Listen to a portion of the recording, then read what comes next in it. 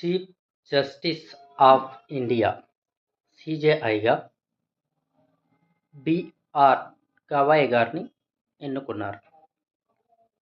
ఈయన భారతదేశానికి 52వ సిజేఐ